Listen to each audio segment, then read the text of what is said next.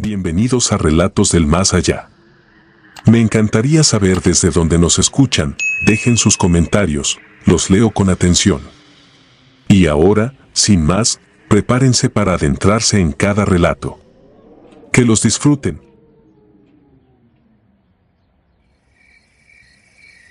El linde que no te suelta.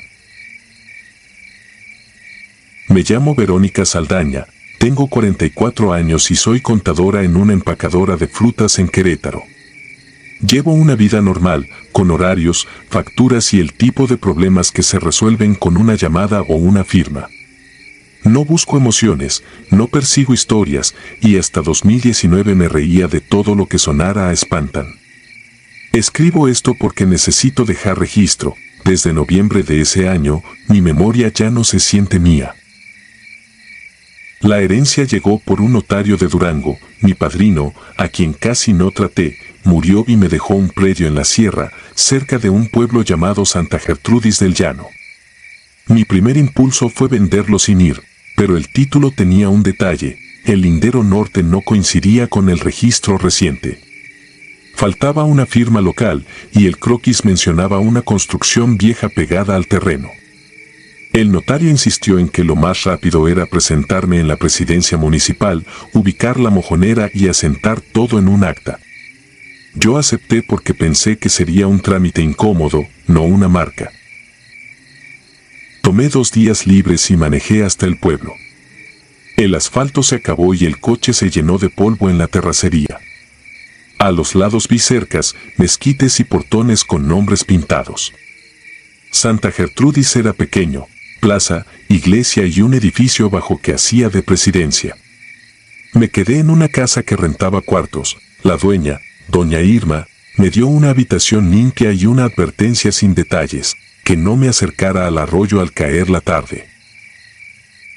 En la tienda de la plaza, mientras compraba agua, el tendero vio mis papeles y me preguntó si iba por lo del canal. No esperó respuesta, solo dijo que no me entretuviera. 2 mujeres cerca bajaron la voz al oírlo.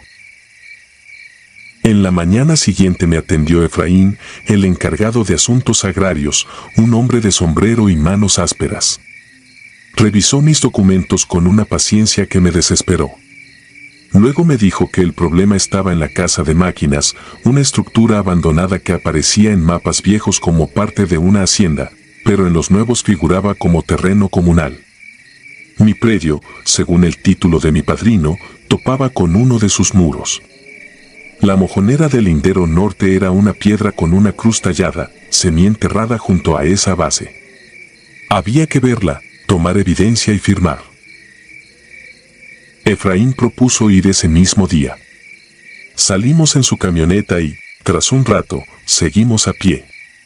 El aire olía a hierba quemada y a fruta pasada, un dulzor agrio que se pegaba al paladar.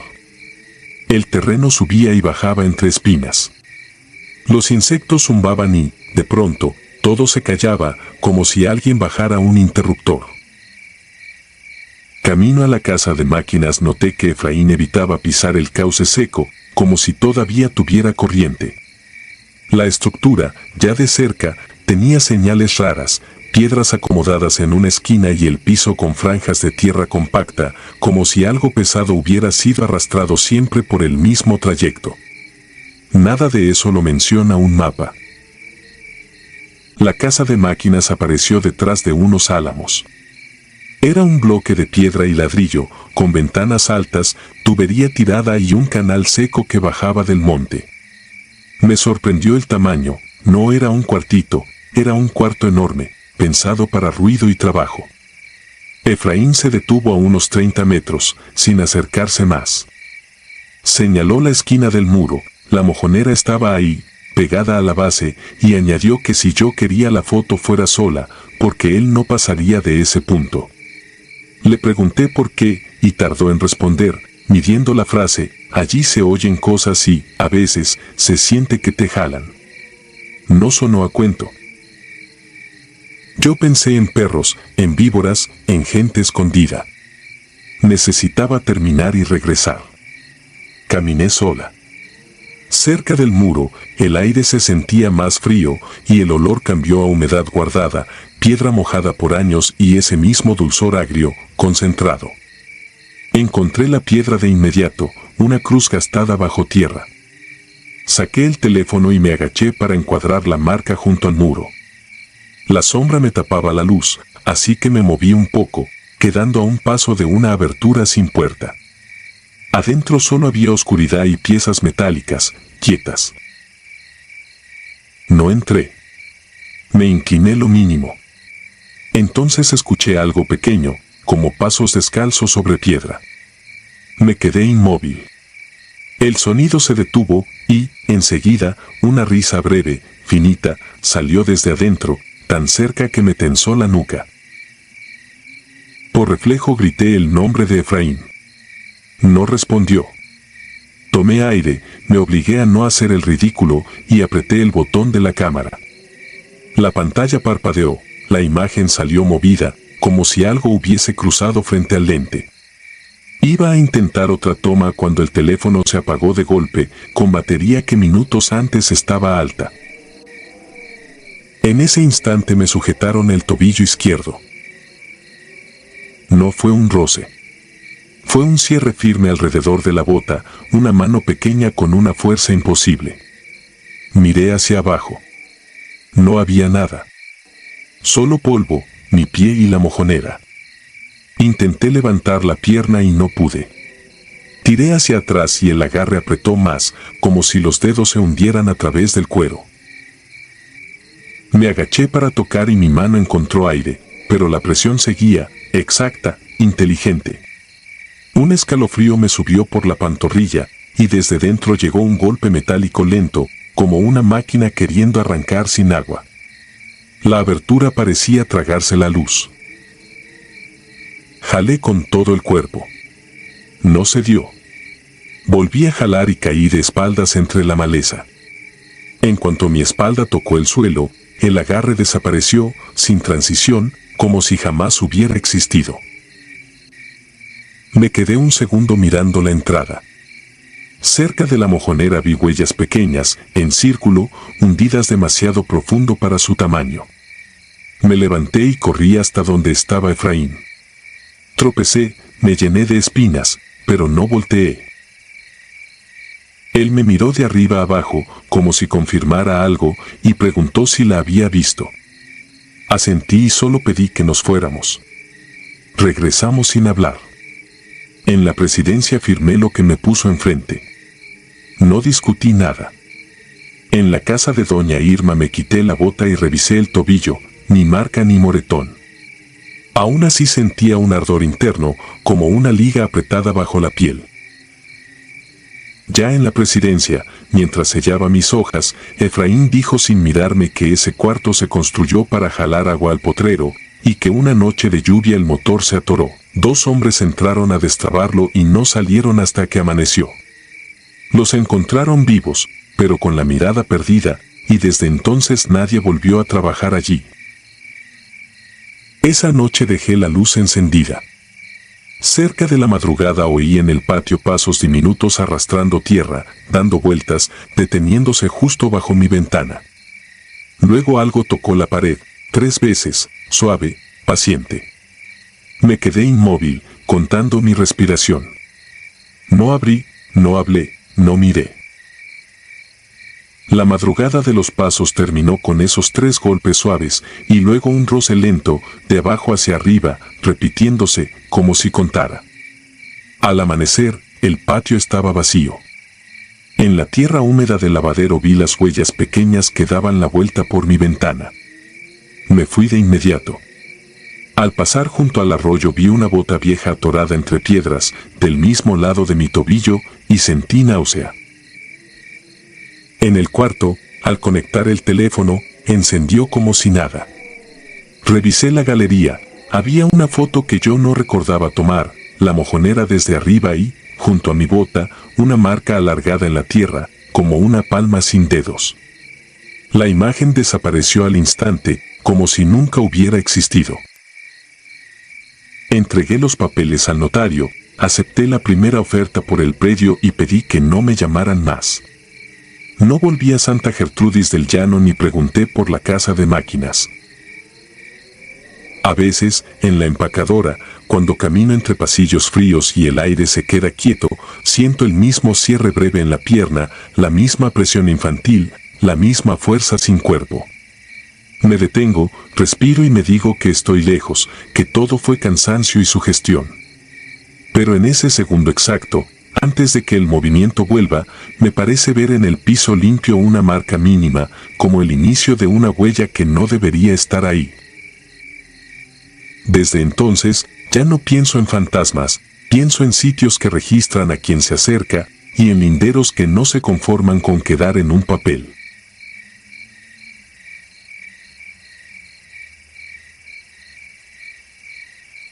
La espalda que me siguió. Esto que voy a contar pasó en 2016, al norte de Durango, en un rancho que casi no aparece en los mapas, pegado a una sierra baja donde el viento trae olor a pino y a tierra mojada aunque no haya llovido en semanas.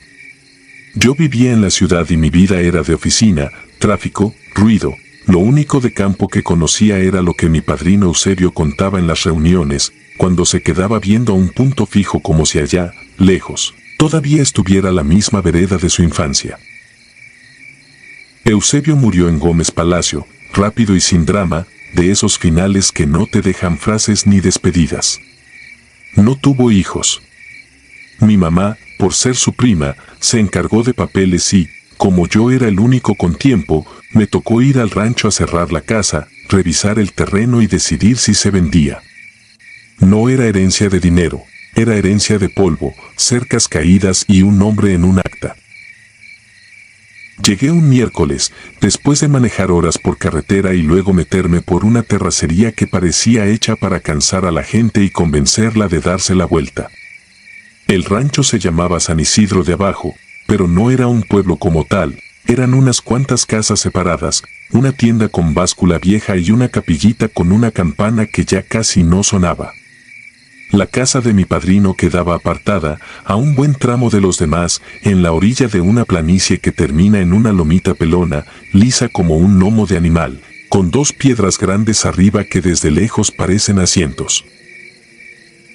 La casa era de adobe, de 2 cuartos abajo y un altillo arriba, con un corredor de madera que crujía antes de que lo pisaras, como si se quejara por anticipado. Estaba cerrada desde hacía años.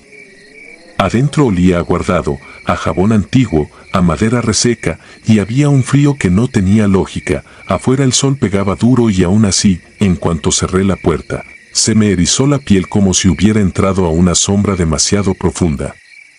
Me dije que era la humedad, que las casas viejas guardan el aire como guardan los secretos, y me puse a trabajar.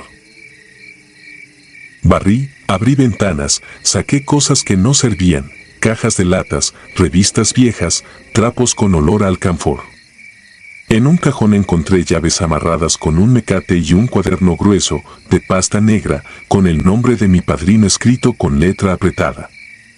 No lo abrí al momento. Lo metí en la mochila por costumbre, como quien guarda un documento y ya. Al caer la tarde fui a la tienda a comprar agua y algo de comer. La dueña era una señora que todos llamaban Doña Meche. Tenía el pelo recogido, manos de trabajo y una mirada de esas que no se distraen. Me reconoció de inmediato, como si el rancho todavía estuviera lleno de gente y los rostros fueran lista corta. «Usted es el ahijado de Eusebio», dijo, más afirmación que pregunta. Asentí. Ella envolvió mis cosas sin prisa. Antes de irme, me soltó un consejo sin levantar la voz, como quien no quiere que hasta las paredes lo oigan, que no me quedara afuera cuando se acabara la luz, que no caminara hasta la lomita, que si escuchaba la campana de la capilla a deshoras no saliera a ver quién anda jugando. No pregunté mucho, pero me dio ese malestar que te da cuando alguien habla de algo que para ellos es normal y para ti es imposible. Regresé con el cielo ya en tonos apagados. Desde el corredor vi la planicie oscura, vi la lomita recortada contra el último brillo del día, y ahí fue cuando lo noté, en la cima, entre las dos piedras, había una figura de pie. No sé cuánto tiempo llevaba allí. Era alta, muy quieta, y estaba de espaldas a mi casa.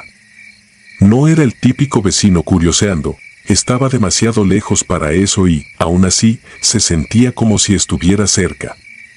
Llevaba algo largo, como un gabán o una capa que le caía hasta los tobillos.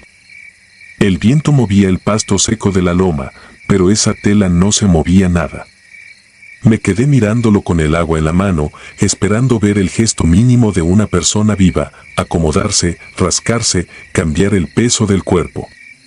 Nada. Una inmovilidad total, de esas que no se ven ni en los maniquíes. Me metí a la casa y cené sin hambre. No quería asomarme otra vez, pero cada que pasaba por la ventana, mis ojos se iban solos hacia la lomita. La figura seguía igual, como clavada al lugar. Con el último resto de luz, por fin desapareció, no bajando, no caminando, simplemente dejó de estar. Parpadeé varias veces, me acerqué al vidrio, busqué con cuidado. Nada. Solo la loma, el pasto y las piedras. Esa noche dormí mal. La casa hacía ruidos, sí, pero no los ruidos normales, había un crujido abajo, como si alguien pisara despacio el piso de madera. A ratos, el frío se metía como una mano por debajo de la cobija. A ratos, era el silencio el que pesaba, un silencio tan lleno que parecía tener textura. A eso de las 3 de la mañana me desperté con una sensación clara, alguien estaba despierto conmigo. Me quedé inmóvil, escuchando. Desde el corredor llegó un sonido leve, insistente, como uñas tocando madera, tac, tac, tac. No era golpe fuerte, era más bien un llamado paciente. Después, un arrastre suave, como si algo rígido rozara el suelo. Quise convencerme de que era una rama, un animal, el aire empujando una puerta mal cerrada. Me levanté, prendí el foco, y la luz amarilla hizo que la casa se viera más vieja y más sola. Bajé con el celular en la mano como si eso sirviera de algo. Todo estaba cerrado. El corredor estaba vacío. Me asomé por la rendija de la puerta y vi la oscuridad del patio, inmóvil. El frío no era de noche serrana, era distinto, seco, como si la temperatura no viniera de afuera sino de una presencia. Me regresé a la cama sin entender. Intenté rezar, intenté contar respiraciones. Dormité a tirones hasta que aclaró. En la mañana, con el cielo todavía gris, me hice café y me obligué a asomarme por la ventana. La lomita estaba ahí, en la cima, la figura estaba otra vez, de espaldas, exactamente en el mismo lugar, como si no hubiera pasado el tiempo. El mismo largo de la tela, la misma rigidez del cuerpo, el mismo desafío silencioso de no voltearse. Me dio coraje. No miedo todavía, coraje de que algo pudiera instalarse en tu vista como una espina. Al mediodía, mientras revisaba papeles en la mesa, abrí por fin el cuaderno de pasta negra. Era un registro de cosas del rancho, fechas de arreglos, compras de alambre, cuentas de maíz, apuntes de lluvia. Entre esas páginas comunes, encontré algo que me hizo sentir que el suelo se inclinaba. Al final, había una lista de nombres y años, escritos con otra tinta, como si fueran apuntes de otra vida. Cada nombre tenía una fecha y una sola palabra al lado, miró. Reconocí el nombre de Eusebio, con un año de la década pasada. Reconocí un par de apellidos del rumbo. Y, en la última línea, estaba mi nombre completo, con la fecha de ese mismo día. Cerré el cuaderno de golpe. Me reí, una risa corta, sin alegría, pensando que era una broma vieja, alguna superstición que mi padrino anotó por loco o por aburrimiento. Pero la risa se me murió rápido, porque en ese momento sentí una certeza rara, no era un cuaderno para recordar, era un cuaderno para marcar. Decidí irme ese mismo día. Metí ropa y papeles a la camioneta, amarré bien la puerta principal, revisé que no dejara nada importante. Justo cuando estaba por subirme, escuché la campana de la capilla. No sonó como cuando la tocan para misa. Sonó sola, una vez, seca, como un aviso. Me quedé parado, con la mano en la puerta, mirando hacia donde debía verse la capilla a lo lejos, y entonces noté algo que me heló más que la madrugada. La figura ya no estaba en la cima. Estaba en el patio. No frente a mí, no al centro, sino cerca del corredor, como si siempre hubiera estado ahí y yo apenas lo alcanzara a aceptar. Seguía de espaldas. La tela larga llegaba al piso y no se movía. Era una presencia sin apuro, pero con intención, como si la casa la reconociera y yo fuera el invitado. Se me fue el aire. Quise gritar, pero el sonido se quedó atrapado en la garganta. Retrocedí un paso, luego otro, sin quitarle la vista a esa espalda inmóvil. No quería mirar su cara, y al mismo tiempo sentía que si no lo hacía, algo dentro de mí se iba a quebrar de pura anticipación. En la sala, sobre el ropero, vi un espejo antiguo de mi padrino, con el marco despintado. No sé por qué lo agarré. Fue instinto, como cuando usas una llave para no tocar una cosa con la mano. Lo levanté temblando y lo puse a la altura del pecho, apuntando hacia el patio, para ver sin ver directo. En el espejo apareció la espalda, la tela, el borde del corredor y, donde debería estar la nuca, el reflejo mostraba un giro imposible, lento, como si el cuello no fuera cuello sino una bisagra vieja. No escuché crujido, lo sentí en los dientes, en la cabeza. En el espejo, la cara se acomodó para mirarme. No voy a describirla con detalles exagerados porque lo peor no fue como era, sino lo que provocó, una sensación de que esa mirada no se quedaba en mis ojos, que se metía más adentro, como si revisara recuerdos, como si buscara una puerta. Me ardieron las manos por sostener el espejo. Lo solté y cayó al piso sin romperse, como si ni eso mereciera esfuerzo. La figura no avanzó corriendo. No hizo nada teatral. Solo cambió su posición un poquito, lo suficiente para que yo entendiera que podía estar donde quisiera sin gastar tiempo. Sentí otra vez ese tac, tac, tac, ahora más cerca, como si viniera desde adentro de la casa, no del corredor. La campana sonó otra vez, una sola vez, y el aire se volvió espeso. Me subí a la camioneta sin cerrar con llave. Arranqué y salí por la terracería levantando polvo, sin mirar por el retrovisor al principio, porque estaba seguro de que si miraba iba a verla ahí, detrás, de pie sobre la caja, de espaldas, como una burla. A los pocos kilómetros me atreví a mirar. No había nada. Solo el camino, la sierra y el cielo claro. Aún así, la presión en el pecho no aflojaba. Esa misma noche llegué a mi departamento en la ciudad. Me bañé largo, como si el agua pudiera despegarme algo. Dejé la mochila en una silla sin abrirla. Me acosté con la luz prendida y, aún con el ruido de la calle, me desperté otra vez a la misma hora. No escuché pasos. No escuché campana. Lo que sentí fue esa presencia exacta, esa certeza pesada. Abrí los ojos y, en el reflejo oscuro de la pantalla apagada del televisor, vi una silueta alta en la esquina del cuarto, con algo largo tocando el piso, de espaldas a mí.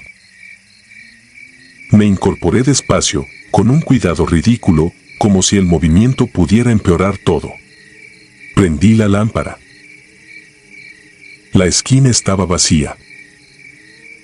Pero en la silla, sobre la mochila, estaba el cuaderno de pasta negra, abierto en la última página, como si alguien lo hubiera consultado. Mi nombre seguía ahí, con la fecha del rancho. Debajo, con la misma letra apretada, había una dirección, la mía, escrita completa, con colonia y número, y una palabra que no era de mi padrino, porque yo conocía su manera de escribir. Decía, miró. Desde entonces, evito reflejos sin darme cuenta. No me paro frente a ventanas de noche. A veces, cuando apago la luz y queda un brillo mínimo en algún vidrio, siento el impulso de revisar si hay una espalda quieta en alguna esquina.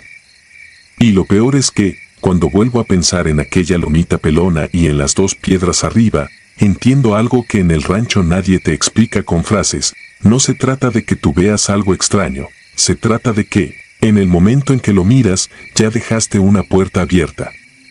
Una puerta que no se ve, pero que se siente cada vez que el mundo se queda en silencio y el aire, por un instante, parece esperar contigo.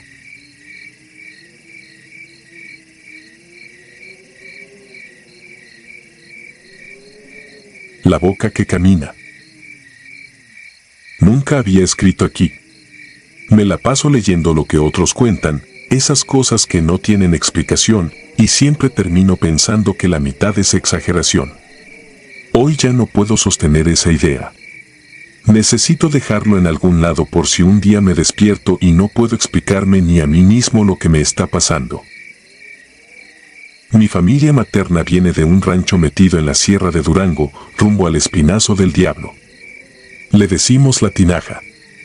Yo crecí en Torreón, con ruido y luz toda la noche, pero de niño me mandaban allá cada verano para que no se te olvide de dónde vienes. En La Tinaja vive mi tío Ramiro, hermano de mi mamá. Antes era el que hacía reír a todos, cantaba, contaba chistes, se metía al monte y regresaba con leña o con historias. Eso se terminó en septiembre de 2006. Se fue con dos amigos a buscar una res que se les había ido barranca arriba. Salieron por la tarde y no volvieron esa noche. Los buscaron con lámparas, con perros y con hombres que conocen cada piedra. Al segundo día apareció mi tío, solo, empapado y con la mirada fija. De los otros dos no hubo rastro. A nosotros nos dijeron que se cayó, que se golpeó, que el susto le apagó la lengua. El doctor del pueblo habló de nervios, de trauma. En el rancho, los viejos no hablaban de caídas. Decían, lo tocó la boca. No era un apodo, era un lugar del que nadie quería hablar. Yo crecí oyendo esa leyenda como se oyen todas las leyendas, con risa nerviosa. Decían que, cuando el aire se queda quieto, se escucha un silbido grave saliendo de la sierra, no como viento entre ramas, sino como si la piedra respirara. Si lo sigues, encuentras una entrada estrecha, una hendidura oscura que suelta aire frío.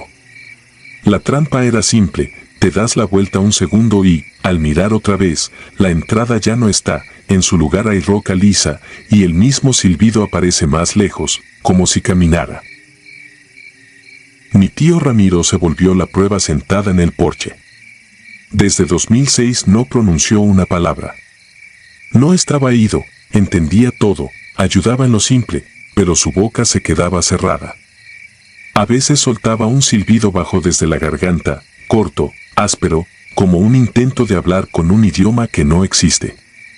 Mi abuela decía que era aire atorado. Yo aprendí a no preguntar. En febrero de 2023 regresé a La Tinaja porque mi abuela enfermó y había que turnarse. La segunda noche, ya tarde, escuché el silbido. Empezó suave, como un motor distante, y luego se acomodó en un tono grave, lento, con una cadencia exacta. Salí al patio pensando que era una corriente. No había viento. Los pinos estaban quietos. El cielo parecía pegado a los cerros. Vi a Ramiro sentado en la oscuridad, despierto, mirando hacia donde yo miraba, como si lo hubiera estado esperando. Al día siguiente se lo mencioné a mi primo Saúl, que sí creció en el rancho. No se rió. Me dijo que llevaba días oyéndose más cerca, que algunos perros aullaban sin motivo, que la gente evitaba subir a cortar leña. Yo, por terco, sentí la necesidad de comprobar, de ponerle forma a ese miedo. Le insistí en subir de día, nomás a ver, sin meternos. Saúl aceptó por cansancio. Subimos un martes temprano con agua, machete y una cinta amarilla para marcar el camino. La sierra allá es seca y traicionera, piedras que ruedan, espinas, polvo que se mete en la nariz. Al principio se oían aves. Luego el monte se fue quedando mudo, como si alguien cerrara una puerta. El silbido apareció entre ese silencio, cambiando de dirección, haciéndose sentir en el pecho más que en los oídos. Llegamos a una pared de roca con grietas negras. A ras del suelo, entre dos bloques, había una entrada angosta. De ahí salía aire frío, imposible en ese calor, olía a tierra vieja y a metal. Me acerqué con la lámpara del celular y la luz parecía tragada. En cuanto me asomé, el silbido se cortó. El silencio se volvió total. Sentí una tensión encima de mí, pesada, y di un paso atrás por instinto. Saúl me jaló de la manga y empezamos a bajar. A los pocos minutos vimos la cinta amarilla colgando de una rama, más abajo, ondeando despacio. Me detuve en seco. La cinta había estado en mi mochila. Metí la mano. No estaba. Saúl me vio con la cara blanca. Bajamos rápido, sin correr, como si correr fuera a admitir que nos estaban siguiendo. Esa noche, ya en el patio, los perros no quisieron acercarse a la cerca que da al monte. Se quedaron pegados a las sillas, con la cola baja, oliendo el aire como si algo los vigilara.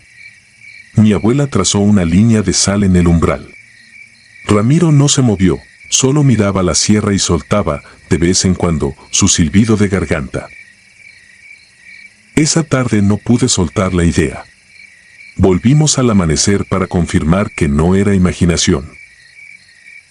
Antes de subir, Saúl pasó por la tienda de don Filemón, el más viejo del rancho. No nos dio sermón, apenas vio las manos raspadas y negó despacio. Dijo una sola frase, que la sierra cobra por la curiosidad. Subimos a la pared de roca y el monte volvió a apagarse desde lejos, como si el silencio nos estuviera esperando. El silbido esta vez no venía de la entrada angosta. Vino de arriba, fuerte, vibrando. Levanté la vista y vi, varios metros más alto, una abertura redonda en la roca. El aire salía de ahí como de refrigerador. No sé cómo subimos. Recuerdo mis manos raspándose con la piedra y la garganta seca. Llegamos a una repisa estrecha. A un lado crecía un matorral seco. Amarré la cinta amarilla ahí, apretando el nudo hasta que me ardieron los dedos. Me alejé un paso del borde.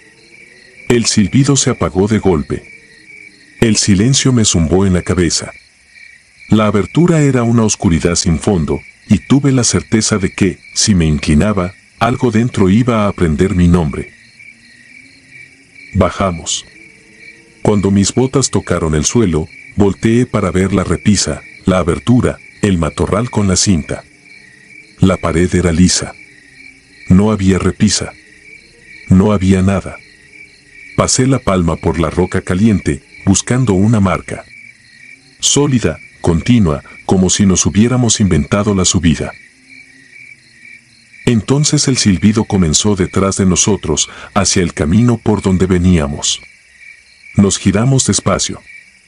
A unos 50 metros había una entrada grande, a nivel del suelo, negra, como la boca de un túnel recién abierto. En una rama junto a esa entrada colgaba mi cinta amarilla, moviéndose apenas. Corrimos. No recuerdo el orden de las caídas, solo el terror de sentir el sonido metido en el pecho, cambiando de lugar, como si se acomodara adentro. Llegamos al rancho con las manos raspadas y el aliento roto. Mi abuela nos vio y cerró la puerta sin preguntar. Ramiro estaba sentado en el porche. Nos miró con algo que nunca le había visto, reconocimiento. Quise decirle se movió, quise pedirle una confirmación, pero mi voz salió rara, más grave, como si se me hubiera llenado la garganta de polvo. Me entró pánico. Ramiro abrió la boca y soltó su silbido de garganta, lento, exacto, igual al de la sierra. Esa madrugada me despertó el mismo sonido, pero ya no venía del cerro. Parecía dar vueltas alrededor de la casa, pegado a la ventana y luego debajo del piso, como si buscara por dónde entrar. Al amanecer encontré la cinta amarilla en el patio, hecha un nudo apretado. La guardé en la bolsa sin decir nada. Me fui de la tinaja 2 días después con una excusa de trabajo. Pensé que, lejos de la sierra, el sonido se quedaría allá, pegado a sus piedras. No se quedó. En la ciudad, cuando todo por fin se calla, el silbido vuelve. A veces nace en el baño, a veces en la ventana cerrada, a veces en la pared detrás de la cama. Si me levanto a buscarlo, cambia de lugar. Si prendo la luz, se apaga unos segundos y regresa más lento, como si midiera mi paciencia. He intentado grabarlo y el celular solo capta un ruido plano. Lo peor es que algunos días, cuando hablo mucho, siento mi voz caer hacia ese tono grave que no era mío. Siento la garganta cansada, como si hubiera soplado horas. Y me da miedo despertar una mañana, abrir la boca, y que lo único que salga sea ese silbido que no se parece a ninguna palabra, pero que suena, cada vez más, como si estuviera diciendo mi nombre.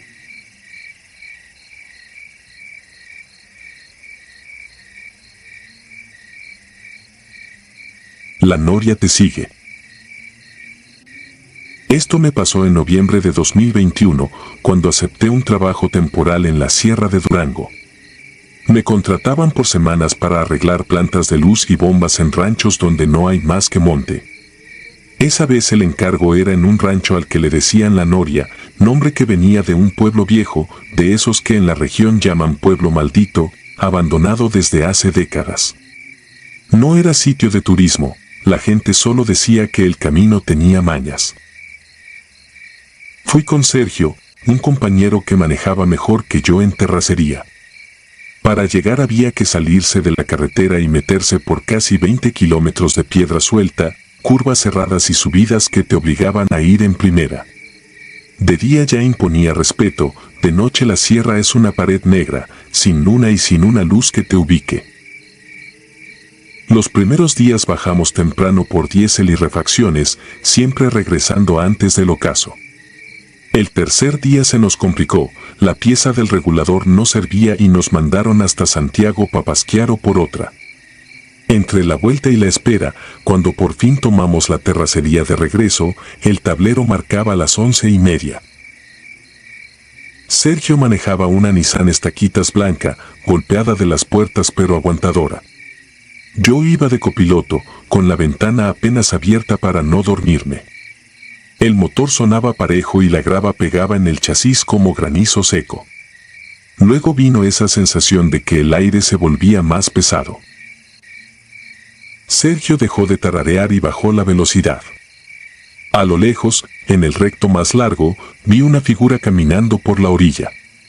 No era animal ni reflejo, era alguien, despacio, pegado al borde. Pensé en un vaquero con la troca descompuesta. Cuando nos acercamos entendí que no cuadraba. Era una mujer, delgada y encorvada, con un rebozo oscuro cubriéndole la cabeza y parte del rostro. Traía un vestido largo y las manos juntas al pecho. Lo que me clavó el frío fue ver los pies, desnudos, manchados de tierra húmeda. No había casas en kilómetros y aún así caminaba como si supiera a dónde iba. Pasamos junto a ella a menos de 1 metro. No levantó la cara ni volteó. La tela del rebozo no se movía con el viento. Vi su perfil, piel pálida, mojada, la boca apretada. Volteé al retrovisor para confirmarla atrás y el cuerpo me reaccionó antes que la cabeza. La silueta no se alejaba. Seguía pegada a la luz, como si los faros la trajeran amarrada. Parpadeé y la imagen brincó, igual que una falla de video. En ese mismo segundo el motor tosió y se apagó. La troca quedó muerta en medio del recto, con el monte a los lados como una boca cerrada. Sergio giró la llave 2 veces. Nada. En el silencio se oía el metal enfriándose y el viento en las ramas. El olor que entró por la ventana no era de bosque, era de agua estancada y humo viejo, como un fogón apagado. No quise mirar hacia afuera, hasta que sonó un golpe suave en la caja. 1, 2, 3, como uñas sobre lámina. Luego otro, más cerca de la cabina, como si alguien se pegara al costado. Sergio me miró, no hizo falta hablar. A la tercera vuelta de la llave el motor encendió de golpe. Sergio metió primera y avanzó. Yo miré al retrovisor y sentí que el estómago se me hacía pequeño. La mujer ya no estaba en la orilla. Estaba parada detrás, en medio del camino, mirando hacia nosotros. El rebozo le colgaba recto. No corría, no caminaba, solo estaba ahí, y aún así parecía acercarse. El resto del trayecto lo hicimos en un silencio duro. Sergio apretaba los dientes y yo no quitaba la vista del camino. En una bajada, los faros alumbraron algo que cruzó rápido y el golpe de aire nos sacudió la cabina. La radio, que ahí nunca agarra nada, soltó por segundos un canto viejo y luego se fue a puro chisporroteo. Miré el reloj del tablero y lo vi brincar un minuto, como si alguien lo hubiera tocado. Cuando por fin vimos el portón, el frío ya era otro y el monte olía a humedad reciente. Sergio estacionó sin apagar el motor. Al rodear la troca noté algo en la caja, una línea de lodo fresco, delgada, como si alguien hubiera apoyado la planta del pie y arrastrado. Llegamos al rancho con el corazón alto. Lo primero que noté fue que los perros no salieron. Metimos la refacción a la bodega y nos fuimos a la casa de adobe. Encendimos una lámpara de gasolina porque la planta no estaba conectada y ese círculo de luz nos hizo sentir menos vulnerables. En el piso, sobre el polvo, estaban las huellas. Pies pequeños, mojados, marcados con claridad, entrando desde la puerta y yéndose hacia el pasillo. Afuera no había charcos. Seguimos el rastro con la lámpara.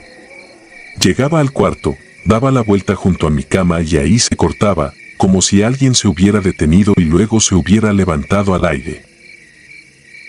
Antes de dormir revisé la puerta y puse una silla atravesada, más por necesidad que por utilidad. Salí al patio con la lámpara. El rancho estaba callado.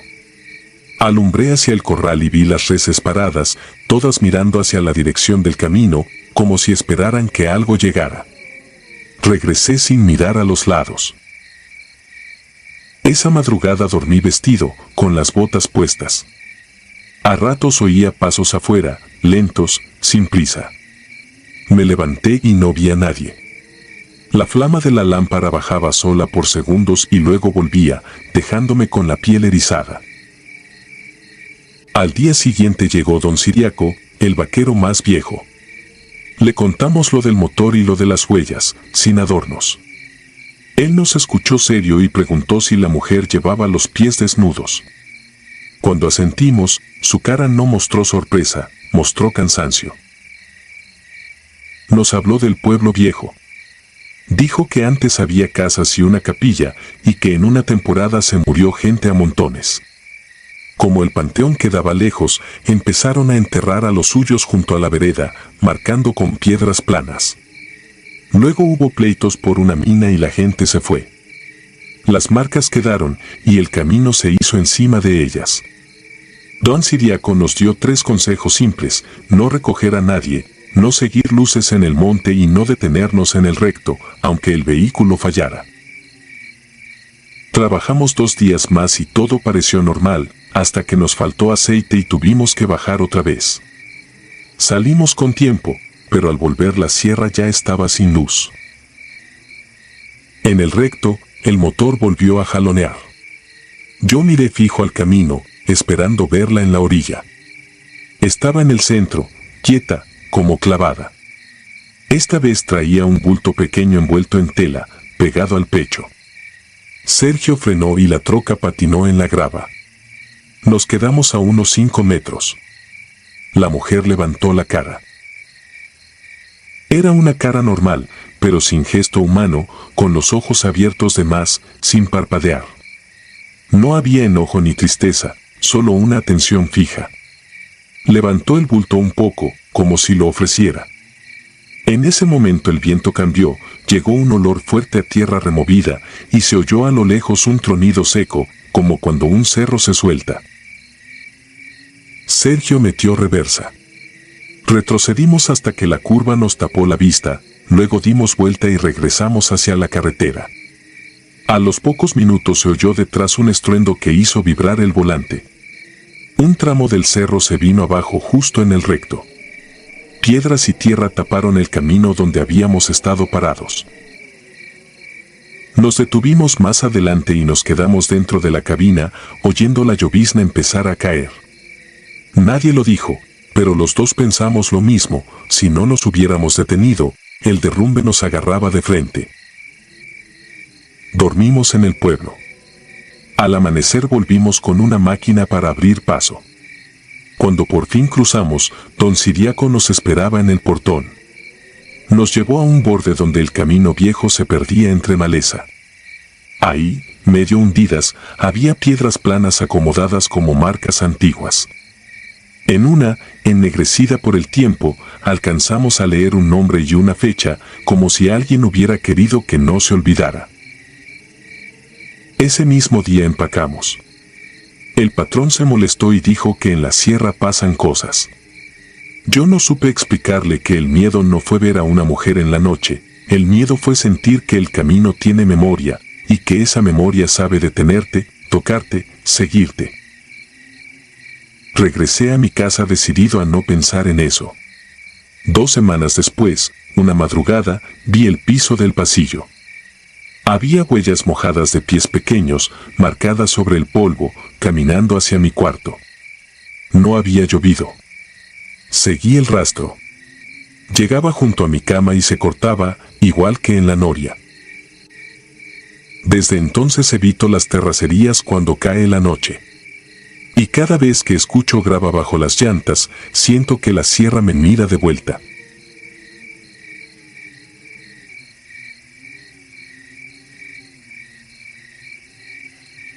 Me quitaron el reflejo. Lo dejo escrito porque hay cosas que, si no se ponen en papel, se van como el humo del ocote. Fue en 1998, en un rancho de la Sierra de Durango, cerca de un pueblo chico al que le dicen San Miguel del Encino. Allá la noche cae temprano y el monte se queda como escuchando. Yo me llamo Leandro, o me llamaba. Entonces tenía 20.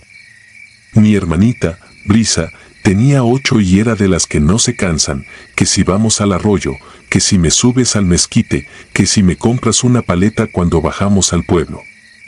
Una tarde se metió sola al corral de atrás, donde hay un pozo seco tapado con tablas. Dijo que oyó que la llamaban desde abajo, como si alguien le hablara quedito, y levantó una tabla para asomarse. No cayó, pero volvió pálida, con la mirada rara, y esa noche empezó lo malo. Primero fue calentura. Luego una tos que le cortaba el aire. Al tercer día ya no quería comer y se quedaba mirando fijo a la esquina del cuarto, como si ahí hubiera algo. Mi mamá rezaba y lloraba en la cocina, mi papá se quedaba en el corredor, sin hablar, con el cigarro apagado, mirando el monte. Yo me hacía el fuerte, pero por dentro se me juntó una desesperación que quemaba. Bajamos con la mula al consultorio del pueblo. El doctor cobró lo que quiso, nos dio jarabes e inyecciones, dijo que era infección. Nada le hizo. Brisa empeoró, y una madrugada tosió sangre en una servilleta. Mi mamá gritó que se nos iba. Mi papá quiso ir por otro médico más lejos, pero era tarde. Ese mismo día fui por sal y petróleo a la tiendita de don Nicasio. Ahí estaba Benita, la curandera, sentada con su rebozo oscuro. Hablaba sin prisa, como quien cuenta una verdad vieja. Dijo que hay enfermos que no son del cuerpo, sino del susto que se pega, que a veces una sombra ajena se les arrima, y si uno no la despega, se los lleva. Contó del panteón viejo, el de la lomita, y de una sepultura sin cruz, hecha de piedras, que nadie reclama.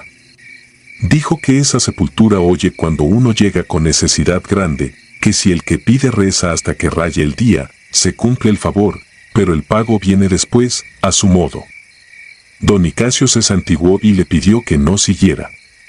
Ella solo lo miró, como si ya supiera en qué acaba todo. Esa noche, al ver a Brisa respirando como si se le fuera la vida, yo no pensé mucho. Agarré el machete, el quinqué y un cerillo, y me fui sin decir palabra. El camino al panteón es pura piedra suelta y espina, la luna se tapaba con nubes y el viento levantaba polvo que se metía en la boca. Cuando llegué, la cerca estaba caída, adentro, las cruces estaban torcidas, recargadas unas en otras, y la capilla sin puerta parecía una boca abierta. Ahí nadie entra de noche, dicen que está maldito desde la época de la mina. Busqué el mezquite grande. Debajo estaba el montoncito de piedras, sin nombre, sin tabla, sin nada. Me quedé parado, oyendo mi corazón. Me acordé de Brisa llamándome enano cuando quería que la cargara. Me hincé. La tierra estaba fría. Junté las manos y dije lo que traía atorado, que la salvara, que yo daba lo que pidiera. Empecé a rezar. Padre nuestro, y otro, y otro. En el tercero el quinqué bajó su lumbre, como si le faltara aire. Se me erizó la piel.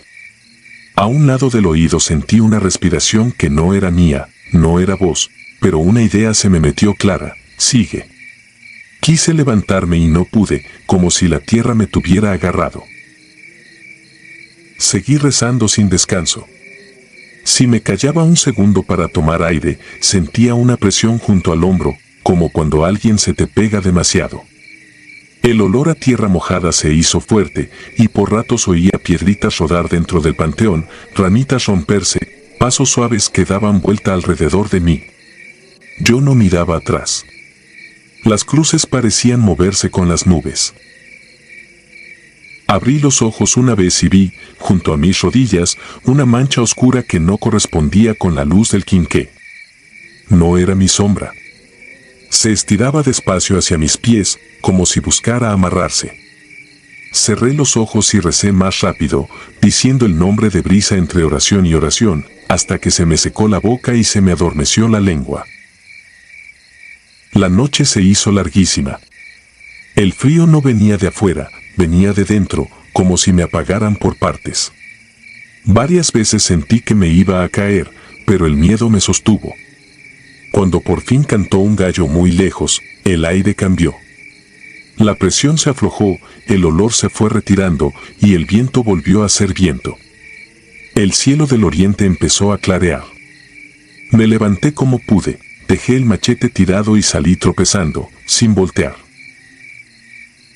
Llegué al rancho con la ropa empapada de sudor frío.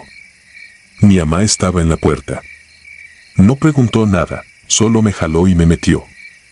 Brisa estaba sentada en la cama, tomando caldo a traguitos, ya no respiraba con ese esfuerzo que nos había espantado. Me miró y sonrió, chiquito, como si despertara de una siesta. Mi papá dijo que fue un milagro. Yo asentí, porque no tenía cómo explicar lo otro. Al tercer día, con el sol pegando duro, salí al corral. Vi la sombra del techo, la del poste, la del balde. Miré al suelo donde yo estaba parado y no había nada. Me moví de un lado a otro. Nada.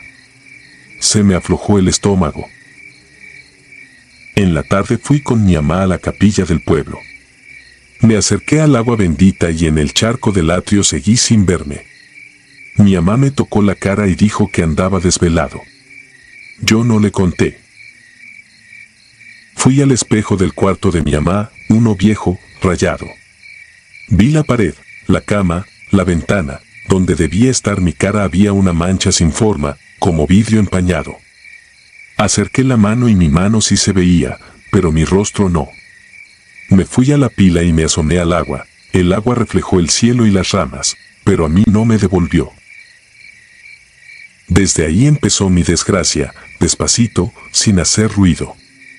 En las fotos yo salía como un borrón. A veces me saludaban y luego preguntaban quién era. Un día mi papá me llamó por el nombre de un pariente muerto, se quedó serio, como si no entendiera por qué le salió. En la noche era peor. Varias veces desperté con la boca rezando sola, sin que yo lo decidiera. Sentía el mismo olor a tierra mojada y la misma presión detrás de mí, muy cerca. Los perros del rancho se quedaban callados, escondidos, y ni con pedradas se movían. Yo prendía el quinqué y miraba el rincón más oscuro del cuarto. La oscuridad parecía juntarse ahí, más densa, como si estuviera esperando. Quise decir mi nombre en voz alta, como para amarrarme a algo. Abrí la boca y la palabra no salió, se me cerró la garganta, me salió un carraspeo y nada más. Ahí entendí que el pago no era una sola cosa, era irme quitando de a poco. Una tarde me encontré a Benita en el camino. No tuve que preguntarle. Me dijo, sin sorpresa, que el que está bajo esas piedras no tiene nombre, por eso busca el de los vivos, que quiere la cara para poder mirarse, que quiere la marca en el suelo para sentirse de este lado. Me dijo que yo ya había dado una parte y que el resto se cobra con paciencia. Al amanecer siguiente fui al panteón, porque de noche ya no me atrevo. Llegué al mezquite. El machete seguía ahí, medio enterrado, lleno de óxido. Me agaché a recogerlo y vi, entre las piedras, un pedazo de vidrio, como de espejo. Lo tomé. En ese vidrio, por primera vez en mucho tiempo, vi mi cara completa, pero mis ojos no miraban al frente, miraban hacia mí desde abajo, como si yo estuviera parado al borde de un hoyo. Solté el vidrio y me fui corriendo, sin saber a dónde. Desde ese día, cada que me vence el sueño, despierto con el rezo en la boca. Siento que alguien espera, paciente, como esperan las cosas del monte. Brisa vive, gracias a Dios, y sigue llamándome nano, pero a veces se queda pensando un segundo, como si la palabra se le fuera a olvidar. Si usted llega a leer esto, acuérdese de mi nombre aunque sea una vez. No vaya a esa sepultura. No crea que la fe compra todo. Hay favores que se pagan quitándose del mundo, poquito a poquito, hasta que ya no queda ni reflejo.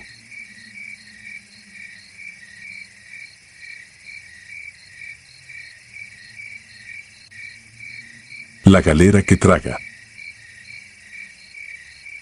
Me llamo Irene y en 2016 recibí una herencia que nadie quiso, un terreno con una casa vieja en la sierra, entre Veracruz y Puebla, a una hora larga de terracería desde el pueblo más cercano.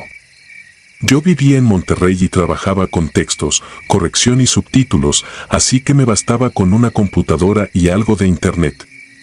Me pareció buena idea irme, menos gasto, aire limpio, silencio, la promesa de empezar de nuevo. La casa principal se podía habitar con limpieza y unos arreglos. Lo demás era ruina, cercas caídas, corrales vencidos, una noria tapada con tablones, un gallinero torcido, y al fondo, casi pegada al lindero del arroyo, una construcción larga que en mi familia nombraban como si fuera persona, la galera. No era bodega común. Era madera gruesa sobre un zócalo de piedra alto, techo de teja vieja, sin ventanas, solo ranuras de aire cerca del techo, y casi todas estaban cerradas desde afuera con tablas, clavos y alambre. La puerta doble estaba amarrada con una cadena tan pesada que parecía de ancla y un candado macizo, lleno de óxido. El lugar se veía viejo, sí, pero sobre todo se veía cerrado con intención, como si alguien hubiera querido asegurar que nada se moviera ahí dentro. El primer mes me dediqué a la casa.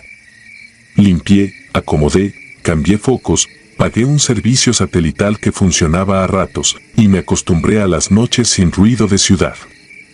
En el día, el monte olía a pino y a tierra seca, por la tarde bajaba una bruma alta y el terreno se quedaba quieto, demasiado quieto, como si escuchara. Del pueblo, San Isidro del Monte, contraté a un hombre para deshiervar y reparar una parte de la cerca. Se llamaba Lázaro, de pocas palabras. El primer día, sin que yo se lo preguntara, miró hacia el fondo y dijo, ahí atrás no se meta cuando ya oscureció. No lo dijo con tono de consejo amable, lo dijo como quien pone una regla. Esa misma semana un perro me siguió desde la tienda. Flaco, oreja lastimada, ojos atentos. Se quedó conmigo sin que yo lo pidiera y le puse pardo. Fue leal desde el primer día, pero también me enseñó algo que yo no veía. Cada vez que caminábamos hacia la galera, a unos 20 pasos se detenía, bajaba el cuerpo, metía la cola y soltaba un gemido bajo, como si le doliera respirar. Si yo avanzaba, él no, daba media vuelta y se iba a la casa. Intenté llevarlo con correa una vez y se tiró al suelo, rígido, con los ojos clavados en el fondo. Luego fueron los pájaros. Había cuervos, zanates y gorriones por todos lados, pero la teja de la galera se mantenía limpia. Volaban cerca y aún así evitaban pasar justo por arriba, como si el aire encima tuviera filo. Eso me pareció raro, pero me dije que los animales reaccionan a cosas que uno no entiende, corrientes, olores, quizá nidos de avispas. El primer sonido llegó una noche sin luna. Yo estaba en la cocina tomando agua, con la luz apagada, cuando escuché una exhalación lenta y profunda, como un fuelle grande. No fue viento, afuera las hojas estaban quietas. El sonido venía del fondo, de la galera. Me quedé congelada, esperando que se repitiera, y se repitió. Exhalación, pausa, y luego un crujido pesado, sordo, como si algo de mucho peso se acomodara sobre tablas. Esa madrugada Pardo no ladró. Se levantó, miró hacia la puerta y se escondió debajo de mi cama. Desde ahí soltó un gruñido tan bajo que más que sonido era vibración. Los días siguientes intenté convencerme de que era la madera enfriándose. Pero el patrón se instaló como reloj, entre 2:30 y 3, primero el silencio absoluto, luego la exhalación y después el movimiento interno, a veces como si arrastraran un costal enorme por el piso, a veces como si algo caminara lento y torpe, buscando sitio. A la semana le pregunté a Lázaro qué había sido ese edificio. Dejó el machete en el suelo, se quitó el sombrero y tardó en contestar, como si al hablar fuera a abrir algo. Al final dijo, esa no era para guardar maíz. Ahí se guardaba lo que no se podía enterrar. No quiso explicar más. Solo agregó, no la toque y no la nombre de noche. Eso fue lo que empezó a cansarme, no el miedo como golpe, sino el miedo como costumbre. Dormía mal. Trabajaba mal. El aire, sobre todo en la parte trasera de la casa, se sentía pesado, como cargado. Y llegó un olor, leve al principio, a fierro guardado, a moneda vieja, a humedad encerrada. El olor venía en ráfagas cuando el viento traía aire desde el arroyo. Un día fui al pueblo por víveres y una señora me reconoció por el apellido. Me preguntó si yo era la de la casa del arroyo. Asentí y la mujer me agarró del brazo, fuerte, con urgencia. Me dijo que buscara al rezandero, el que vivía al final de la calle, porque en ese terreno las cosas se cobran. Fui por pura necesidad de entender. El rezandero era muy mayor, ojos claros, voz baja. No me pidió detalles, me hizo una sola pregunta, si la puerta de la galera tenía clavos puestos en forma de cruz. No supe responder. Le conté del candado, de la cadena, de las ranuras tapadas. El viejo bajó la mirada y me dijo que esa galera se cerró en 1979, después de una fiesta en la que se perdió una niña del pueblo. La buscaron días enteros. Cuando se cansaron, el dueño del terreno se encerró y martilló sin parar hasta que oscureció. No es que se oiga, dijo el viejo, casi sin mover la boca, es que aprende. Me explicó que el sitio toma ritmo de quien habita alrededor, que se vuelve más insistente si lo escuchan, y que el peor error es creer que está lejos solo porque está cerrado. Esa noche esperé despierta, por terquedad. A las 3:10, todo quedó en silencio, incluso los grillos. Me asomé por la ventana y vi la mancha larga de la galera recortada contra el cielo. Entonces escuché una exhalación, pero no venía del fondo. Venía del pasillo de mi casa, a espaldas de mí, como si alguien respirara pegado a la pared, imitando mi propio ritmo. Me giré con la lámpara alzada, apuntando a la nada, y sentí la piel de los brazos erizarse como si me hubiera rozado aire frío. No había nadie, pero el sonido siguió, 2 veces, 3 veces, y en ese mismo instante retumbaron los 3 golpes allá atrás, más fuertes que nunca. El vidrio de la cocina vibró. El piso vibró. Y después del tercer golpe, en vez de la exhalación habitual, se oyó un golpe seco, distinto, como si algo desde dentro hubiera pegado contra la puerta con desesperación. Pardo salió del cuarto y se puso frente a la puerta principal, tieso, mirando hacia el fondo. No ladró. Temblaba. Yo quería cerrarlo en la casa, obligarlo a quedarse conmigo, pero esa madrugada él decidió otra cosa. Rascó la madera, lloró como si le doliera el pecho, y cuando le abrí para calmarlo, se fue hacia la oscuridad del terreno, no hacia el camino, sino hacia el arroyo. Nunca regresó. Lo busqué al amanecer por horas. Grité su nombre hasta quedarme ronca. Revisé la noria, los corrales, la maleza.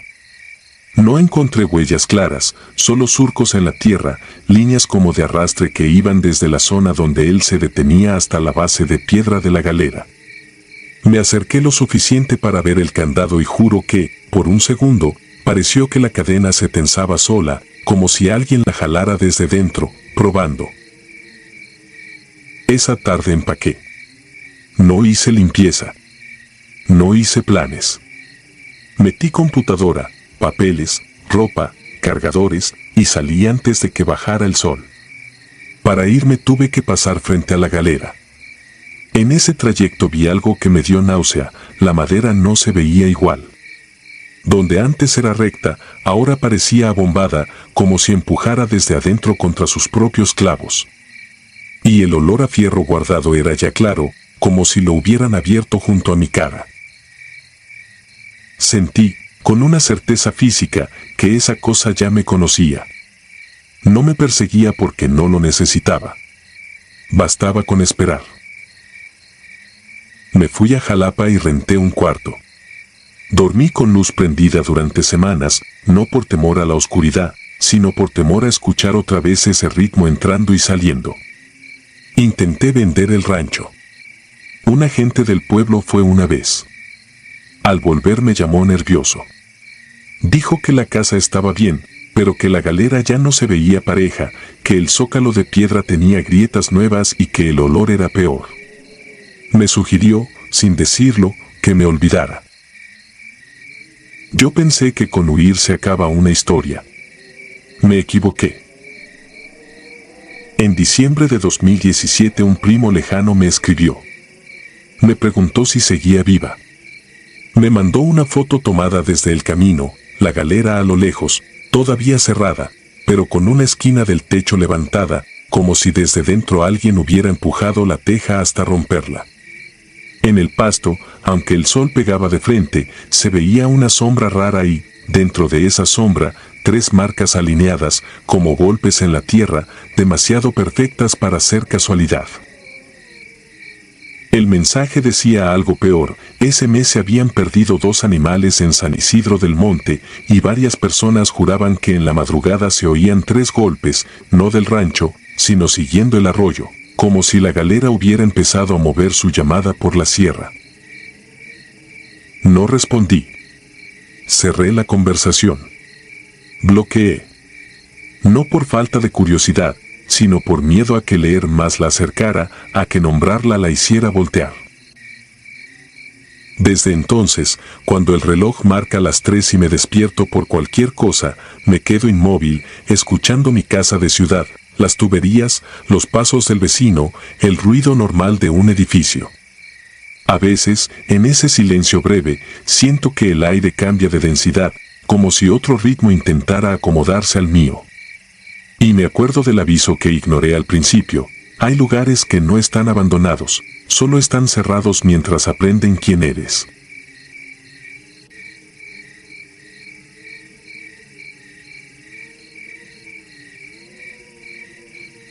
la sal que camina. Me llamo Evaristo Salas, cumplí 62 en 2008, cuando todavía había quien bajaba a pie entre Charcas y Estación 14 por veredas viejas. Mi rancho, Los Tepetates, queda en el altiplano potosino, casa de lámina, paredes remendadas, patio de tierra, corral chico y una cocina que huele a humo aunque esté apagada. A un lado está la cuesta del Salitre, la bajada directa al pueblo. Antes fue ruta de arrieros con burros cargados de costales, y en ciertas piedras sale un polvillo blanco, amargo, que se pega a la piel cuando hay humedad. De día es fea pero conocida, piedra suelta y espinas. De noche, sobre todo en noviembre, se vuelve otra cosa, porque baja una neblina espesa que borra el camino y apaga los sonidos. Yo siempre fui callado, no por misterio, sino porque el campo enseña a oír. Por eso me acuerdo con claridad de la tarde en que los animales se callaron sin motivo. Mi mujer, Marta, se enfermó de golpe, calentura y una tos seca que la doblaba. Probé tés y vapores, miel y plantas, nada, la vi consumirse rápido, pálida, con los ojos idos, apretándome la mano como quien se agarra de un banco para no caer. Bajé al pueblo al día siguiente, el enfermero la revisó y me dijo que ya no era cosa de remedios, que había que ir a la clínica de Estación 14 por antibiótico fuerte. Para llegar había dos caminos, la vuelta larga por la carretera y la cuesta del Salitre, directa. El problema era que el sol ya se estaba metiendo y yo no tenía coche, solo mis piernas y una lámpara vieja de pilas. Ahí me acordé de lo que contaban los viejos. Decían que en esa cuesta aparecía un arriero que no hacía ruido, un hombre que pasaba con recua sin que sonaran las pezuñas. Decían que los burros traían mirada de gente y que lo que cargaban no era mercancía. Yo siempre me burlé por dentro, porque el trabajo te vuelve práctico y el orgullo te vuelve necio. Pero esa tarde, con Marta ardiendo de fiebre, sentí respeto del que no se aprende en misa. Me eché el morral al hombro, metí agua, piloncillo, el machete por costumbre y la lámpara. Salí al patio y el aire me cortó la cara. La neblina venía bajando desde los lomeríos, primero como humo, luego como pared. El perro, el chato, se metió bajo una tina volteada y no ladró. Los burros se quedaron junto al corral, orejas tiesas, hasta las gallinas se acomodaron sin ruido. Eso me apuró más que cualquier cuento. Empecé a bajar. Al principio todavía distinguía las piedras grandes del lindero, pero la neblina cerró hasta dejarme en un mundo chico, hecho de dos huellas y la luz amarilla. En la cañada el frío se puso húmedo y pesado, y ahí me llegó un olor que no era de campo, cuero viejo empapado, corral antiguo, y debajo un tufo como de piedra recién golpeada por rayo, un olor que pica por dentro y te deja la boca amarga. Quise convencerme de que era imaginación, pero el silencio no me dejó mentirme. No se oía un grillo, ni un tecolote, ni el roce de las ramas. Mis pasos caían apagados, como si la tierra se los tragara. La lámpara empezó a titilar, no como cuando se mueren las pilas, sino como si algo jugara con la corriente. En cada parpadeo la neblina parecía moverse por su cuenta, en remolinos lentos, sin viento.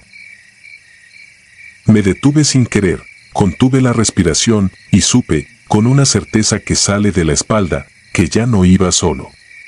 La neblina frente a mí se abrió despacio, y aparecieron primero unas orejas largas, luego un lomo, luego otro. Eran burros en fila, cargados con bultos.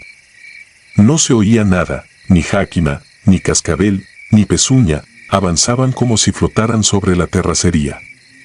Detrás caminaba un hombre con gabán oscuro y sombrero de ala ancha. No le vi la cara, la tenía enterrada bajo el ala, pero sentí que miraba hacia mí sin apuro. Los burros pasaron a pocos pasos, uno volteó la cabeza y se me secó la garganta. No eran ojos de bestia, eran ojos de persona, grandes, húmedos, cansados, traían una tristeza vieja, como si ya no pidieran nada. De uno de esos ojos cayó un hilo de lágrimas que brilló un segundo en la luz y se perdió en el pelo mojado del animal. Yo quise santiguarme y no pude, el brazo no obedecía. La lámpara parpadeó otra vez y alcanzó a alumbrar el primer bulto. No era costal normal, era una forma rígida envuelta en manta, amarrada con lazo viejo. En la manta se marcaban dedos, como si alguien apretara desde dentro buscando aire. No grité, el miedo me dejó mudo. El arriero levantó una mano, no para saludar, sino como quien cuenta, marcó un número en el aire con un gesto lento, y sentí que ese conteo era para mi casa. Entonces la lámpara se apagó del todo. La oscuridad dentro de la neblina no fue negra, fue blanca, una blancura sin fondo que daba más miedo porque no tenía borde. Sentí un arrastre muy cerca, como manta rozando la terracería, venía hacia mí, sin prisa. Di un paso atrás, resbalé, caí de rodillas, la tierra estaba helada.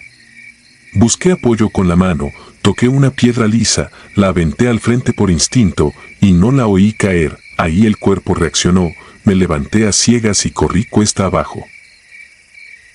Corrí tropezando, cayendo, levantándome, sentía el pecho arder y el olor pegado a la nariz. No escuchaba nada detrás, y esa ausencia era peor, porque la cabeza llena los espacios. Cuando por fin vi luces, eran focos amarillos en postes y el ruido del generador, era la estación con perros ladrando y voces de gente. Entré a la clínica, dije lo mínimo, pagué con billetes arrugados y salí de inmediato. No quise quedarme ni un minuto más bajo esas lámparas, como si la calle también pudiera contarse. Llegué al rancho ya entrada la madrugada, la neblina seguía baja, pero el patio tenía una línea blanca desde el portón hasta la puerta de la cocina, como si alguien hubiera tirado granillo de sal con cuidado. Me agaché, lo toqué con la yema, era áspero y frío. El chato seguía escondido y no quiso ni olerme. Entré, le di la medicina a Marta, y esa misma noche la oí respirar parejo, como si la fiebre hubiera soltado la cuerda. Yo no dormí. Me quedé sentado frente al fogón apagado. Cada tanto me parecía sentir un roce en el patio, y una vez la puerta tronó sin que hubiera viento. Al amanecer salí, la línea blanca seguía, y en la tierra húmeda no había huellas. La neblina se fue con el sol, pero el olor no se fue, se quedó en mi ropa y en mi garganta. Marta mejoró en 2 días, recuperó fuerzas, volvió a comer, volvió a hablar de la vida como si el susto no hubiera pasado. Yo asentía, y por dentro guardaba el miedo como quien guarda una espina. A la semana encontré, detrás del tinaco, un lazo viejo con nudos de arriero. Al tocarlo me quedó sal en los dedos. En la nopalera apareció un puñado de granillo amargo, y en el corral, junto al comedero, hallé una manta doblada que olía a cuero mojado y a piedra quemada. La enterré lejos. No dije nada en el pueblo, hasta que un día, sin querer, se me soltó la pregunta. Un anciano me explicó lo mismo que otros ya sabían. Por la cuesta del salitre pasa una recua que no se escucha. El arriero no carga comida, carga lo que se va a llevar. Cuando alguien está a punto de irse, baja a medir, a marcar, a ver si ya le toca. Si regresa a la casa, deja la sal como señal, como si pusiera una raya para recordar el camino de vuelta. Quise olvidar, seguí trabajando, arreglando cercas, yendo al mercado. Pero desde aquel año cada noviembre me encuentra distinto. Cuando la neblina baja, los animales guardan silencio y a mí se me aprieta el estómago. Una madrugada sentí peso sobre el techo de lámina, como pasos lentos que no hacían ruido, solo un leve hundimiento. Al amanecer vi granos de sal alineados en la canaleta, uno tras otro, y una cuerda vieja colgando de una esquina, como si alguien hubiera marcado la casa otra vez. Desde entonces no bajo por esa cuesta cuando el sol empieza a caer. Si hace falta medicina o lo que sea, espero al día siguiente. Y aún así, cuando llega noviembre y la neblina tapa los nopales, vuelvo a oler el cuero mojado, vuelvo a sentir la boca amarga, y me acuerdo del gesto del arriero contando en el aire. Lo peor no fue verlo aquella noche, lo peor es entender que no se equivocó, que solo se esperó, porque la línea de sal, cada año, aparece un poquito más cerca de mi cama.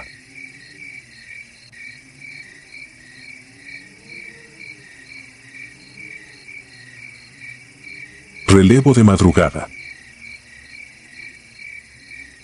El rancho La Tinaja está pegado a un pueblo chico de la Sierra de Durango. Mis viejos nacieron aquí y aquí sigo yo. Me llamo Marina Rangel, tengo 31 años, y en 2006 ya sabía que en el monte hay cosas que no se explican, solo se soportan. La vida era la misma, alzarme con la primera luz, atender animales, ir a la milpa, volver cansada, cenar poco y dormir temprano. Lo único que quebraba esa costumbre llegaba cuando la noche estaba más cerrada, antes de que clareara, un silbido largo, parejo, sin gracia, con una caída leve al final, como si alguien midiera distancia con la boca. Ese silbido aparecía con calor o con frío, con luna o sin luna. Y no venía de un solo lado. Una madrugada parecía salir del ojo de agua, la siguiente, de la loma de las Cruces Viejas, otras veces se sentía detrás del corral, como si diera vuelta lenta a las casas, sin prisa, como quien conoce cada piedra. Lo escuché bien por primera vez a los 9 años.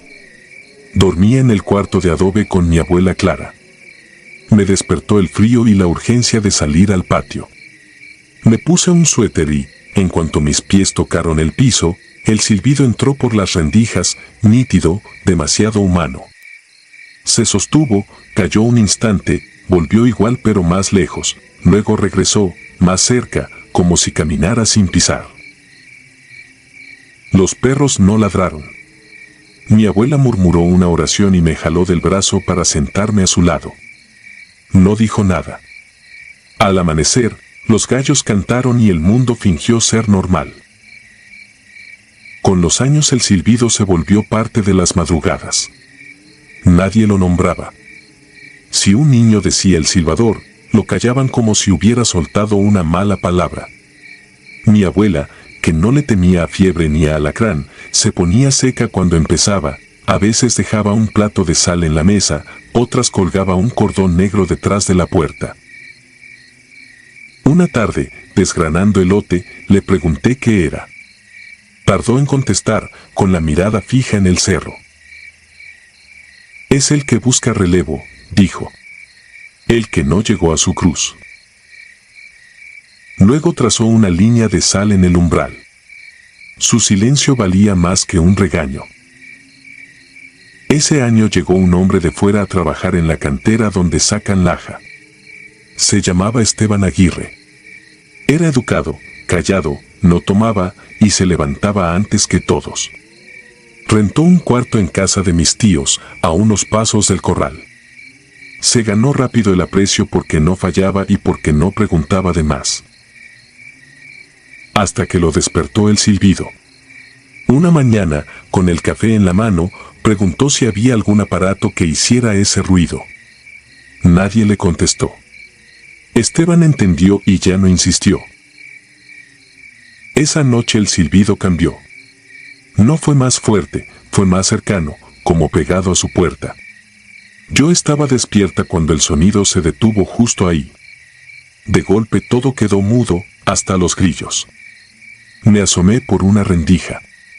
El patio estaba bañado por luna, quieto. La puerta del cuarto de Esteban se abrió hacia adentro, despacio, sin chirriar. No vi a nadie, pero vi que el suelo frente a la puerta se oscureció de un modo raro, como si algo sin forma se arrastrara pegado a la tierra. Me llegó un olor a monte mojado y a metal viejo. Sentí náusea. Me senté en el piso y apreté los dientes para no hacer un sonido. Cuando el primer gallo cantó, el aire volvió a correr. El silbido se apagó como si se hundiera. Al amanecer fuimos a buscar a Esteban. La cama estaba revuelta, su camisa colgada, sus botas junto al catre, sus monedas en un plato. No había huellas en la tierra, ni marcas de forcejeo. Era como si el hombre se hubiera borrado dejando sus cosas para que uno dudara de sí mismo. Mis tíos dijeron que se fue por voluntad. Nadie pronunció lo que todos pensaban. Desde ese día el silbido pareció asentarse cerca del ojo de agua. Yo intenté convencerme de que todo era coincidencia, pero mi abuela me puso un escapulario viejo en el cuello y lo apretó con un nudo que me dolió. No contestes, me dijo. Te va a llamar por tu modo. Desde niña yo silbaba para llamar al perro o avisar en la milpa. Era reflejo. De pronto ese reflejo se volvió peligro. La semana siguiente el silbido empezó a parecerse al mío, como un espejo torcido. Una madrugada lo oí pegado a mi puerta, quieto, sin moverse. Era una boca al otro lado de la madera, insistente, paciente. Sentí el impulso de responder con el silbo corto con el que llamo al perro, como saludo de costumbre. Me mordí la lengua hasta sentir sabor a sangre y me senté en el piso, abrazando las rodillas. El perro se levantó y caminó hacia la puerta con el rabo entre las patas. Lo sujeté del lomo y lo jalé hacia mí. La madera vibró por presión, como si del otro lado hubiera una mano apoyada buscando el punto débil. El silbido se sostuvo y luego cayó suave, satisfecho. Después se mezcló con otro, más lejano. Entendí que no quería espantar, quería que yo contestara, aunque fuera por costumbre. A los pocos días se perdió una becerra. La hallamos al pie de la cuesta, inmóvil. La cuerda seguía entera, pero el nudo estaba deshecho con una paciencia que ningún animal tiene. Hubo que empujarla entre dos para regresarla. Desde arriba del cerro, el silbido sonó una sola vez, largo, como premio. Al mediodía subí a la loma de las cruces viejas. Entre las cruces torcidas vi una nueva que no estaba el mes anterior. No tenía nombre, ni fecha. La tierra alrededor estaba removida y húmeda, como recién trabajada. Tocarla me dio un frío que no venía del aire. En la parte alta colgaba un cordón negro, idéntico al de mi puerta. Ahí entendí, el cordón no era defensa, era marca. Era como decir aquí. Bajé con prisa. Mi abuela me acompañó al corral y clavó una cruz pequeña de ocote en el marco. Esa tarde el silbido sonó en pleno día, lejos pero claro, como si se enojara por la cruz. Esa noche falló la planta de luz y el rancho quedó a oscuras. A la 1 empezó el silbido, cerca, tan cerca que parecía dentro del patio. De pronto se volvió exacto, mi silbido. El perro quiso ir hacia la puerta. Lo abracé. La madera vibró por presión. Entonces escuché, detrás de la puerta, un resuello leve, como de alguien cansado. No dijo palabra. Era un pecho esperando respuesta. No respondí. Me quedé quieta hasta que empezó a clarear. Cuando el cielo se puso gris, el sonido se retiró apagándose, como si se hundiera en la tierra. Salí al patio con el primer rayo. Frente a mi puerta había líneas finas en el polvo, marcando un círculo incompleto. En medio dejaron una piedrita de cantera con una muesca, igual a las que se cortan en el trabajo. Ese mismo día fui con mi tío a la cantera. En la parte más baja, donde guardan herramienta, encontramos una cruz nueva clavada en la pared de piedra, sin nombre, y de ella colgaba un cordón negro mojado. Mi tío se hizo para atrás. Yo supe, sin necesidad de más señales, que Esteban no se había ido, lo habían acomodado. Como quien cumple un turno sin firmarlo. Al atardecer mi abuela me llevó al ojo de agua. Me dio una vela blanca y un puñado de sal. La vela se apagó 3 veces, la cuarta prendió. El agua estaba quieta, pero se formaron ondas, como si alguien soplara desde abajo. En esas ondas vi pasar un gesto, apenas una intención, como si algo mirara desde un sitio donde la hora no pesa igual. Me entró una calma falsa, dulce, peligrosa. Quise contestar, solo para que se fuera. Arriba, en el cerro, el silbido sonó una vez, largo, y se cortó de golpe. Luego sonó más lejos, por primera vez en semanas. Regresamos sin hablar. Desde entonces volvió menos seguido. Ya no da vueltas, se queda cerca del ojo de agua y suena como aviso de camino. Cada vez que aparece, me quedo inmóvil. Aprendí a no mover la lengua, a no dejar escapar ni el aire, a no responder por costumbre. Aprendí que el miedo no se va, se administra. De día, cuando oigo un silbo de un vecino, se me eriza la piel. En las puertas ya hay cruces, salen las esquinas y nadie silba por juego. Sigo aquí, en la tinaja. Y cuando llega la madrugada más cerrada, espero con los ojos abiertos, porque sé que un día el silbido no va a buscar a otro, va a volver a buscar mi modo, y si me equivoco una sola vez, me tocará ser relevo.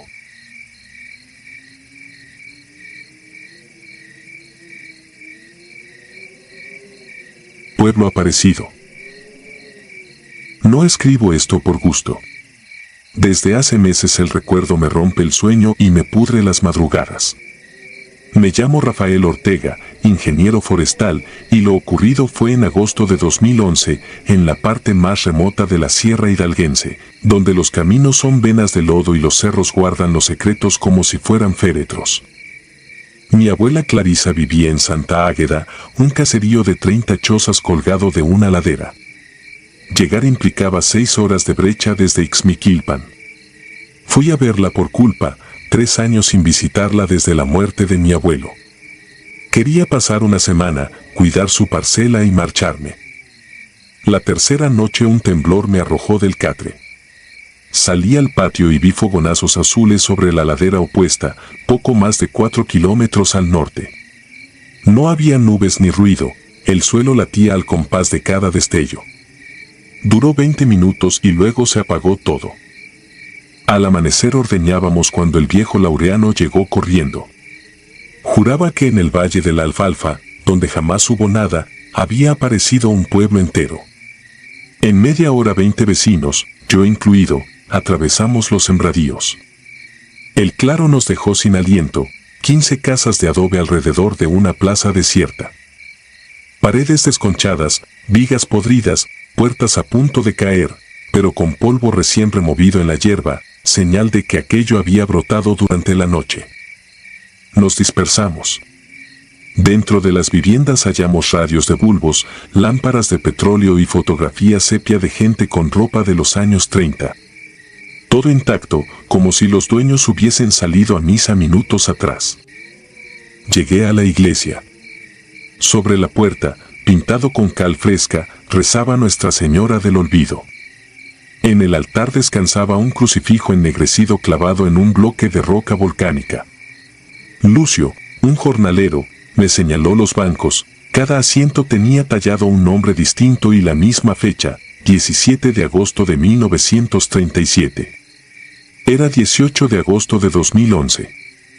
74 años exactos. Los vecinos discutían si quemarlo todo o avisar a la policía. Un viento helado barrió la plaza, sonaron 3 campanadas graves, aunque el campanario estaba vacío y el suelo tembló con un solo sacudón. La mayoría huyó. Una figura emergió entre las casas, mujer alta, rostro cubierto por un velo. No caminaba, se deslizaba. Al llegar murmuró sin mover los labios, recuerda. Desmayé.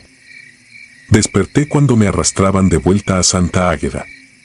Esa tarde vimos levantarse una columna de polvo sobre el pueblo fantasma, seguida de un trueno seco. Después, silencio absoluto. Varias familias abandonaron Santa Águeda, mi abuela se negó. Me pidió que no regresara. Un mes después un derrumbe cerró el camino y la señal se perdió. Al mediodía siguiente, contra todo sentido común, regresamos unos cuantos para documentar lo visto. Yo llevaba mi cámara, Laureano, una pala, César, un costal para recuerdos.